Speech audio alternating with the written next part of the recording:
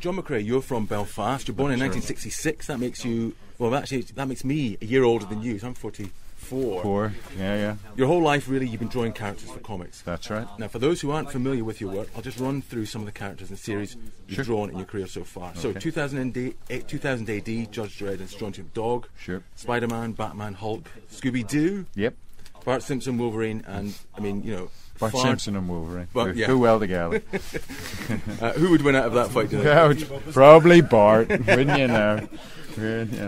But many people, they're going to know you for your work on The Boys, and I'm going to ask you about that a little bit later. Sure. But, you know, with such a long list of names, I'm interested to know what you regard as the highlight of your career so far. Well, I guess when I first started comics, I was a Marvel zombie and pretty much read everything that Marvel ever produced, and my all-time favourite character is Spider-Man. And I did the first 3 issues of a new Spider-Man comic, one called Spider-Man's Tangled Web, and I did issues 1, 2 and 3 of that. And drawing the first 3 issues of a Spider-Man comic, I think, is probably the highlight of my career. In my mind, I think other people would possibly say other things, but for me, you know, that was sort of the zenith. You know, it's like, wow, Spider-Man. Yeah. I mean, I'd love to do Spider-Man again. In fact, I'd probably be the happiest boy on the planet if I was just sitting drawing Spider-Man for the rest of my life. But what is it about Spider-Man? Because of course you don't see his face. I mean, he's very flexible. He's probably the most flexible of them all, isn't he? I don't know if I can answer that.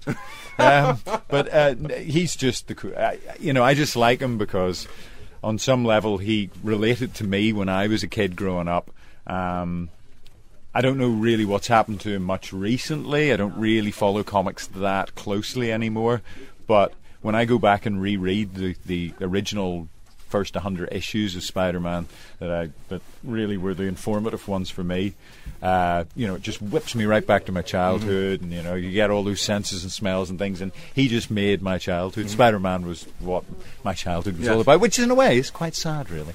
Well, look, there you go. You're talking about childhood, and of course my childhood was about 2000 AD. Sure. Yeah. Well, I read that too, of course. Yeah. But of course. Yeah. And, I can remember that my mum, she bought the first edition for me. Sure. And of course she was shocked at how gory it was. Yeah. When did you join the comic? And what was it that you drew? Let me see. The first thing I started doing for the 2000 AD group was a thing called Troubled Souls, which appeared in Crisis magazine, which was this political magazine that Fleetway decided to publish because comics were growing up at that time, and there were all sorts of things that they were able to touch on various subjects, and Fleetway basically thought that this was the right moment to do this political comic, and it was sort of floundering a bit. They had a couple of things in it, World War III and this New Statesman, and it wasn't as successful as Fleetway had hoped. It started out, I think, shifting about 180,000 copies, and by the time Garth and I came on board, it was down to something like 60 or 50 or something. So the sales were dropping massively, and Fleetway had looked around for new ideas, something new to put in the comic, and Garth used to come into my comic shop. I ran a comic shop in Belfast in the back of a record store run by this guy called Terry Hooley, who was the punk guru of Belfast. Sorry, I'm digressing here. But anyway, so he ran this comic shop, and Garth would come in and buy his comics off us. And I had done like maybe one small comic for British Marvel, and Garth knew that I drew comics, and he said, I've got this idea, story set in Northern Ireland, about the Troubles, pitching it to Crisis. Do you want to draw it? And I said, well, sure. Expecting nothing to come of it. And he sent it off, and the next thing you knew, they were flying us over and sort of saying, can you do this? Mm-hmm. And we were both, yeah, of course, and shitting ourselves, really. So that was your big break? That was the main break. I mean, I had already been doing a little bit of stuff for, like I said, British Marvel, G.I. Joe, which was the sort of... not G.I. Joe, it was called Action Force, but it was the British version of G.I. Joe. Yeah. And... so I was going to get in anyway, but Garth kind of fast-tracked me and into a different area that I wasn't really expecting to go into to a degree. So, I did those. So we did that, and that was 90 pages of full-colour artwork. And I'd never painted anything in my life before, and they kind of said to me, can you paint? of course 90 said, pages, and I said yes, yeah, yes, no and went home going, oh my God. So but that was the first thing I did for them, and that was reasonably successful and got a lot of airplay, news time, and things like that, and so they were very pleased about that.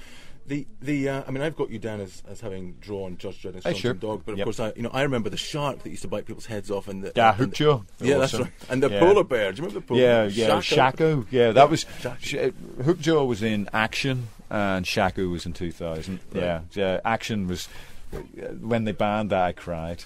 There was a particular Hookjaw I loved above all others for a while. Yeah. He even supplanted Spidey for a bit. And there was a bit. One of the issues where these two kids go out in this little raft, and there's a full-page splash of Hookjaw just rearing out of the water and chewing the two of them bits, and there's like these kids' heads spiraling off into camera. And I was just sitting on my sofa and I'm going, cool, this is the coolest thing ever. And then it got banned, because Mary Whitehouse saw it or something, and prolapsed, and that was the end of that. So well, it was banned in our school because we used to cover our textbooks with the awesome. pages from this comic. Sure. And it had, it was the polar bear would like swipe people on their heads, or their eyeballs would come flying out, or an arm would fall on the ground, and you'd see the blood spurting out. It was awesome. Yeah. It was kind of crazy. Do you keep in touch with the work of more traditional artists? Like Will Eisner. Sure, I love Will Eisner stuff. Yeah, I mean, I've got pretty much everything Will Eisner's ever written and drawn that I'm aware of.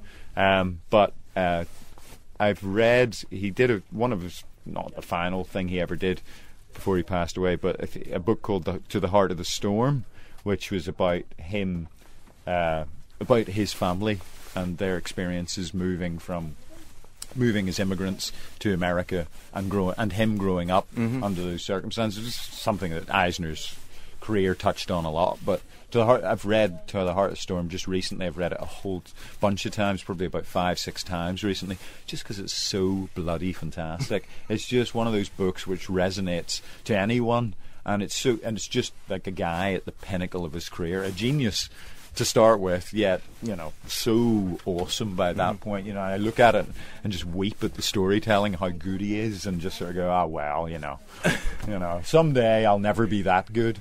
But it's but yeah, and the story as well is just really emotive and sort of so and it's one of those books that you read and go, yeah, comics can be growing up and all, but whatever.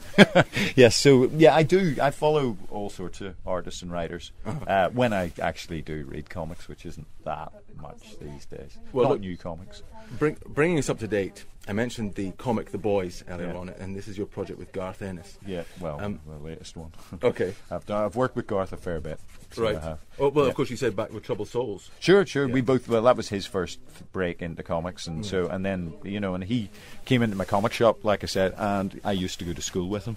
So we go back a long way. He was in my brother's year at school. So. Actually, just kind of going off script for a minute here. There's 2 comic book owners I know, and I now know a third. So there's Mike McCloud. I don't know it anymore. That shop burnt down. Oh, okay. Burnt down by junkies, I believe. Yeah. I had long since ceased to own it at that point. Anyway, it was run by a guy called Fred, who's an old school chum of mine, and we set it up together. But yeah, it's gone. If you think back to when you were a comic book shop owner, you think about Mike McCloud, and you think about the guy from Bart Simpson from the Simpsons. Is there anything one thing that unites all 3 of you? Yeah, the sort of lunacy of enjoying comics too much. I'm thinking we can get cheap comics by running a comic shop, which is a fatal error, because actually you've got to make a business out of it. And to a large degree, a lot of comic shop owners aren't good at businessmen. I'm not including Mike in that, by the way, but I was, we went into the business just to get cheap comics, and that's just not a good reason to go into business. But, I did meet Garth to a degree, I mean, I knew him at school, but I didn't know him well.